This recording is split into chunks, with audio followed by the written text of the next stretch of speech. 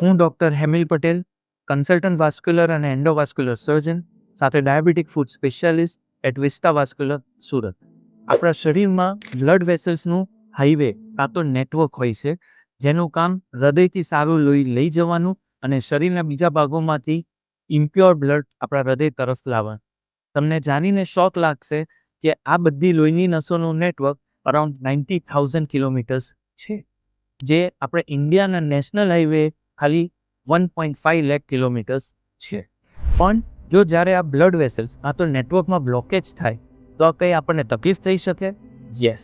જો મગજની નસમાં બ્લોકેજ થાય તો બ્રેઇન સ્ટ્રોક આવી શકે, હૃદયની નસમાં બ્લોકેજ થાય તો હાર્ટ એટેક આવી શકે.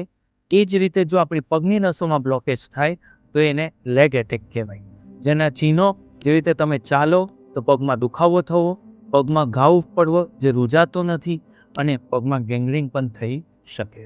મેઇન બ્લોકેજીસ થવાના કારણ આપણી અનહેલ્ધી લાઇફસ્ટાઇલ, ડાયાબિટીસ, સ્મોકિંગ અને ટોબેકો ચેવિંગ. શું આપણે આ બ્લોકેજ પ્રિવેન્ટ કરી શકીએ? યસ.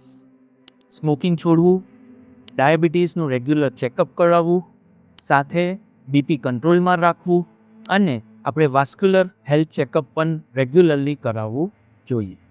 આ દિવસે આપણે સાથે મળીને નિયમ લઈએ, સેવ લિમ્સ અને સેવ લાઈફ્સ. જો તમારે તમારું વાસ્ક્યુલર હેલ્થ ચેકઅપ કરાવવું હોય તો તમે વિસ્ટા વાસ્ક્યુલર ઉપર કરાવી શકો. Thank you.